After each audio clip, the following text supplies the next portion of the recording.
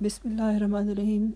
This is a translation of a dars of hadith given by Imam Rashid Sahib. Allahumma salli ala Muhammadin wa ala ali Muhammadin kama sallaita ala Ibrahim wa ala ali Ibrahim innaka Hamidum Majid. Allahumma barik ala Muhammadin wa ala ali Muhammadin kama barakta ala Ibrahim wa ala ali Ibrahim innaka Hamidum Majid.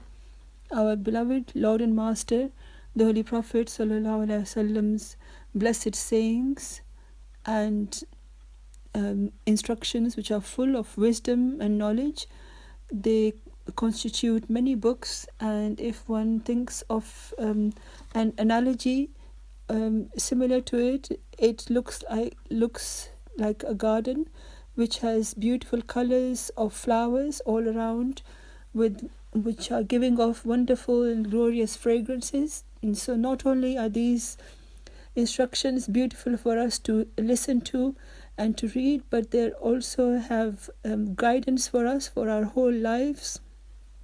From this aspect, today's dars will be like a bouquet of several instructions of the Holy Prophet ﷺ's beautiful sayings. The first of these has been narrated by Hazrat Fatima Zuhra Razanha, who was the daughter of the Holy Prophet ﷺ. It's been taken from the book of traditions called Musnad Ahmad bin Hanbal. She states that the Holy Prophet ﷺ said, إذا دخل مسجدا قال بسم الله والسلام على رسول الله اللهم اغفر لي ذنوبي وافتح لي أبواب رحمتك وإذا خرج قال بسم الله والسلام على رسول الله اللهم اغفر لي ذنوبي وافتح لي أبواب فضلك. The translation of this tradition is that Hazrat Fatima Zahra Raziyallahu Ta'ala Anha relates that the Holy Prophet Sallallahu Alaihi Wasallam, upon entering the mosque, he would say this prayer, the translation of which is that in the name of Allah, peace and blessings on the Prophet of Allah, O my Allah, forgive my sins and open the doors of your mercy for me. And when the Holy Prophet ﷺ would leave the mosque, then he would pray in these words that in the name of Allah, peace on the Prophet of Allah, O my Allah, forgive my sins and open the doors of your blessings upon me.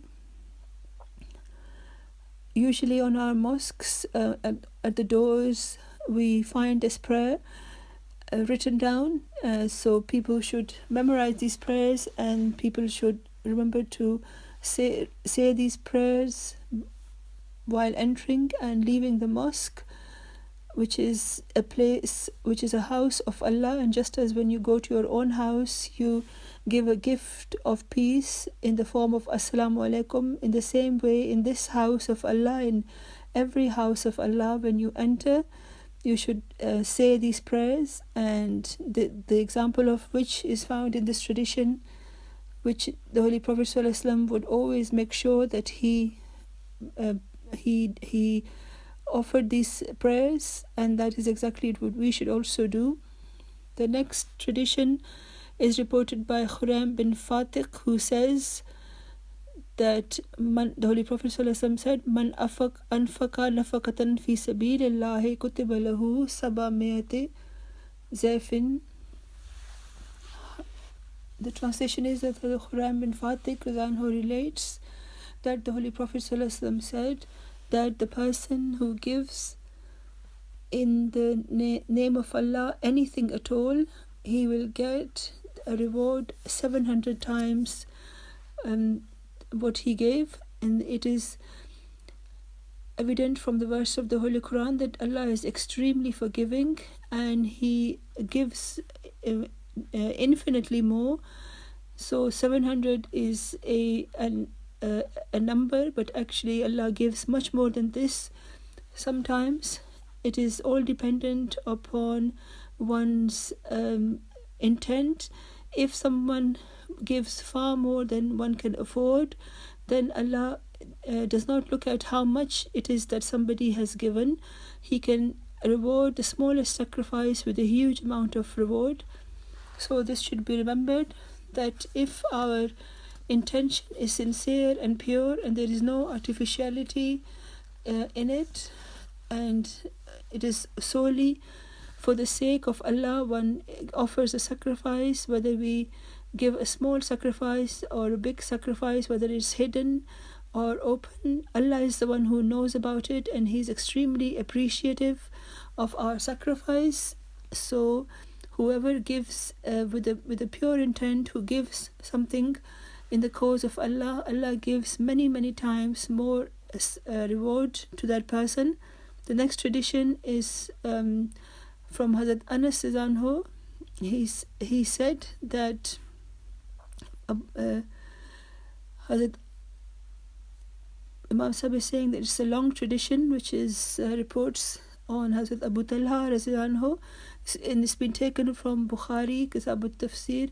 It's a very charming incident which is mentioned in it. Hazrat Anas Anhu relates that Hazrat Abu Talha Anhu Ansari was a very wealthy person among the Ansars of Medina. He had several orchards of dates, and the best of that was Behra, and he loved this particular orchard, and it was very close to the mosque of the Prophet, and the Holy Prophet ﷺ would often go into this orchard and he would drink the good quality and sweet water from there. According to the weather in Saudi Arabia, if someone could get clean pure water and dates, then this is a great blessing. So the Holy Prophet ﷺ would also benefit from these blessings, and he would offer gratitude to Allah. So when the verse of the Holy Quran was revealed, the words of which are لَن تَنَالُوا الْبِرَّ حَتَّى تُنْفِقُوا مِمَّا تُحِبُّونَ, that you will not be able to earn a true virtue until you sacrifice that which is the most beloved to you. So when this verse was revealed, that you should spend out of what you love, if you do not do that, you will not be able to achieve excellent virtue. At this, Hazrat Talha Anhu went to the Holy Prophet ﷺ, and the companions used to be searching for ways of doing good.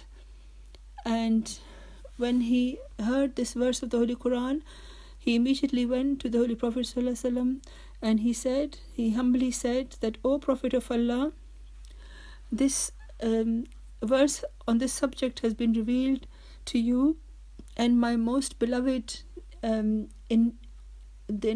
belonging is this orchard of Behra, and I wish to give it as charity in the path of Allah.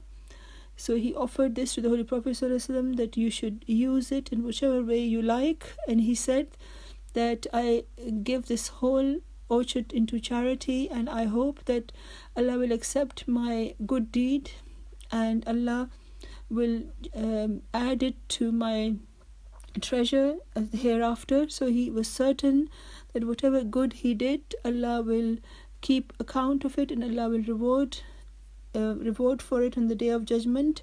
And he said that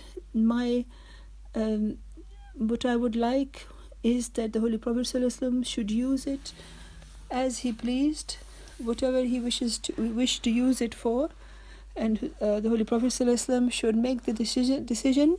At this, the Holy Prophet ﷺ said, when these are the words written in here, that in Imam Sahib is saying that what vigor and zeal they must have had. The Holy Prophet ﷺ said, wow, this is an excellent and precious possession and extremely beneficial, and it's an extremely good decision that you have made. And then the Holy Prophet ﷺ said that you have asked how it should be spent, and I have heard everything that you've said, and my suggestion is that you should give this orchard to your relatives. This is a very big lesson for us as well, that sometimes, for example, when we do something good, we give some money or some jewelry either to Huzur then or to anyone else. We also sometimes say that we wish it to be spent in this way, and sometimes when Huzur says to spend it in a different way, sometimes people feel a bit uneasy that they wanted it to be spent in one way, and but Huzur decides to spend it in a different way. So here, when the Holy Prophet ﷺ said that I think you should give it to your relatives, at this Talha Anhu did not say a word. He immediately gave that orchard to his cousins and his relatives, near relatives. So this is a great lesson of obedience. When the Holy Prophet ﷺ would make a decision, in fact, when he even gave an indication about something, then the companions who were ready to shower their lives on his every command. They would do exactly what he said, and all the goodness lies in such obedience to a Khalifa, Khalifa or a Prophet. In the next tradition, which is quite a brief tradition, but it's full of meaning. It has been taken from Bukhari. Hazrat Adi bin Hatim relates that the Holy Prophet ﷺ said that, O believers, save from fire, try to save yourself from fire, even if it is by giving of half a date.